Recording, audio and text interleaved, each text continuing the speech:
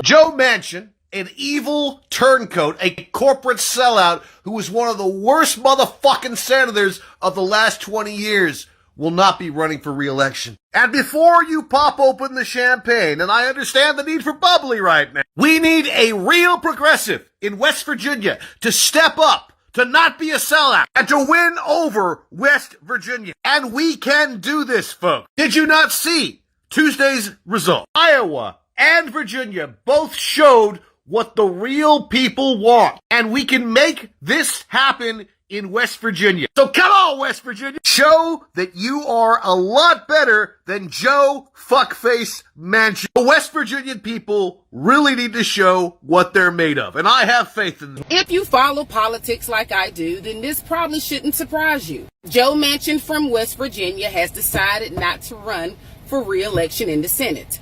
To be fair, if he would have ran for re-election, he would have lost. So what will Joe do now? He is talking about running for president as a third party, which that's probably what he's going to do.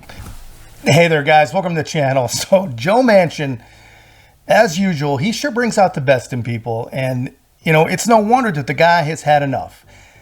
Anytime he even pretends to think on his own or have his own point of view, the liberal machine has attempted to completely destroy him, embarrass him.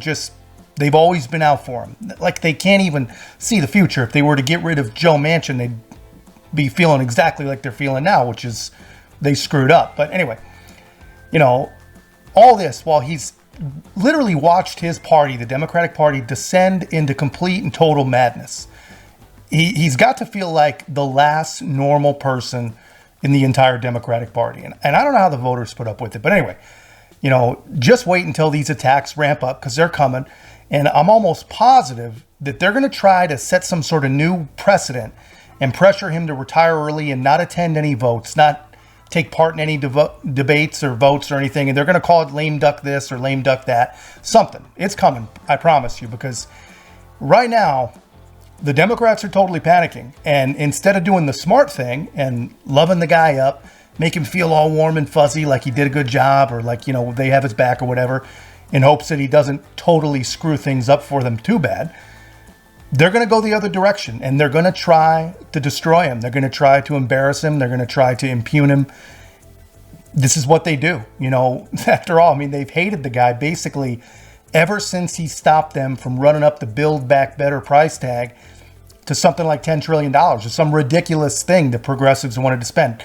Can you imagine where we would be right now if not really for Joe Manchin? So, I mean, why are they panicking now that he plans to retire? Well, he's almost certainly a lost seat for them when he's replaced. You know, assuming, of course, that Republicans don't find a way to screw that up, which is never a guarantee. It's actually highly likely.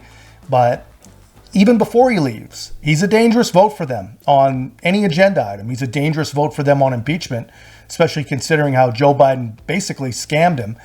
So this is what they get. This is where we're at. You know, if you left, you know, he's going to spend his time, so he says, traveling the country and speaking with people, which has a lot of the usual talking heads speculating that he may be thinking of some sort of third-party presidential run. And if he were to do that, you know, honestly, a guy like Joe Manchin could absolutely ruin Joe Biden. But let's hear from the man himself. I believe in my heart of hearts that I have accomplished what I set out to do for West Virginia.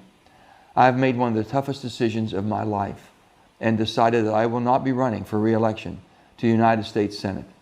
But what I will be doing is traveling the country and speaking out to see if there is an interest in creating a movement to mobilize the middle and bring Americans together.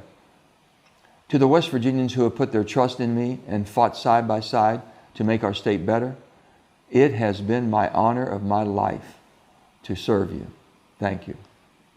So, I mean, if I'm being honest, man, the guy, he even looks presidential. I mean, isn't it a shame that we can't bring ourselves to pick candidates that are honorable and at least appear trustworthy, especially in that party? I mean, it's just crazy. A guy like that would probably be the first pick to babysit your kids, but he's the last pick for president. It's just insane. You can't make that stuff up. So why is this bad for Democrats? Well, it's basically a guarantee that Jim Justice will be the next senator from West Virginia. And the media, they don't even seem like they're going to put up a fight.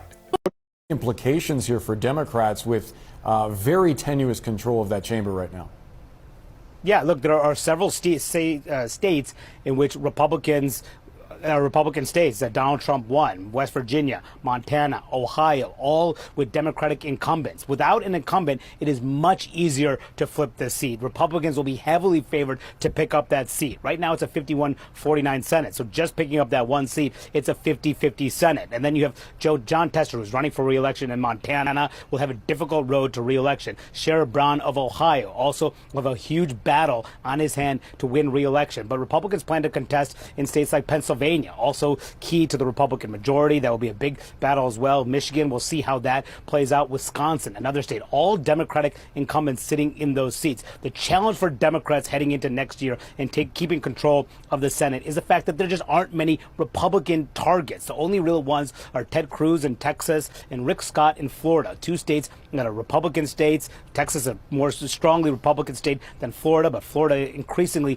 GOP state. It will be very difficult for Democrats to pick off either of those two incumbents. So if Manchin is gone, and let's say all the incumbents hang on, it's a 50-50 Senate. The White House could determine who goes which way. But if Tester loses or Brown loses, that means Republicans could be back in the majority again after falling short in the last cycle, have a real serious shot, especially in the aftermath of this Manchin announcement, guys. But look, hey, the Senate seat's gone. Yeah. Joe Manchin, Trump was winning that state by 40 points, and Manchin, as Sahil said, was defying political gravity. But I do think that there is actually a lane for an independent third-party movement. I don't think the ground has ever been more fertile. 2/3 of voters don't like either Donald Trump or Joe Biden. They think one is too old and one is too crazy. There's a lot of people that are looking for another chance, another opportunity. And look where Bobby Kennedy Jr. is. RFK Jr. He's polling at near 20%. You've got the other Cornell West. He is also going to take some votes. And if no labels, and I've been working with them over the years, and they're going to try to create ballot access for a more centrist fusion ticket, which could become part of Joe Manchin or Larry Hogan or Sununu ticket. Who knows? But there's a lane. And I do think that, I'm not saying they can win, but I'm just saying that there's enough dissatisfaction out there. See that? I mean, all these people, they keep bringing up this idea of a centrist, some no-label type candidate, almost as if they want that. And honestly, I want it too. So, what do we have so far? We've got Biden, we've got Trump, we've got RFK Jr., we've got Professor Cornell West, and Jill Stein just announced. I want to speak to the massacre now taking place before our eyes in Gaza. I speak as someone who deplores violence in all its forms and condemns violence against civilians of any nation. The war crimes being perpetrated by Netanyahu against Palestinians, however, are in a league of their own and have reached genocidal proportions, with Palestinians denied food, water, medicine, and electricity, while being relentlessly bombed as they're forced to flee their homes, running for their lives. President Biden and bipartisan leaders are not only complicit, they are full partners in Netanyahu's war crimes, supplying the bombs raining down on Gaza, the airplanes dropping them, the aircraft carriers defending the Israeli military, $10 million a day to strengthen the IDF, and propaganda to run political interference. The U.S. role in blocking a UN ceasefire resolution is absolutely unforgivable. We call for an investigation of the Netanyahu regime's war crimes, as well as the role of Biden and U.S. leaders in aiding and abetting them. And above all, these crimes must stop now.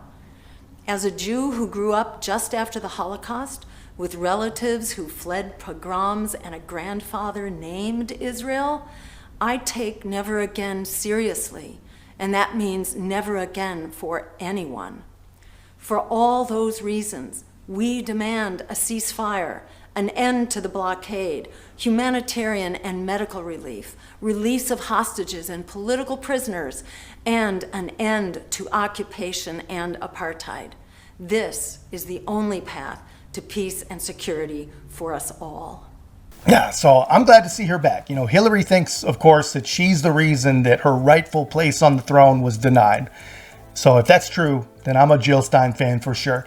So all these people running, I think really it does spell Trump victory unless something insanely crazy happens. You know, even if there are only 40% Trump loyalist voters, which I believe that there's a lot more. Let me know in the comments what you guys think about that. But there's at least that many. And according to polls, 30 or so percent still plan to vote for Joe. They believe that he's doing a good job. That means that there are 5 candidates potentially all fighting over a remaining 30%. There is no mathematical way that this looks good for Joe Biden. But I don't know. You know, maybe I'm missing something. You know, simple math has always kind of been my nemesis. But guys, let me know your thoughts in the comments. And don't forget, guys, if you haven't joined us already, help us to continue to grow. Like, comment, subscribe. Most importantly, share the channel. We'll see you in the next one.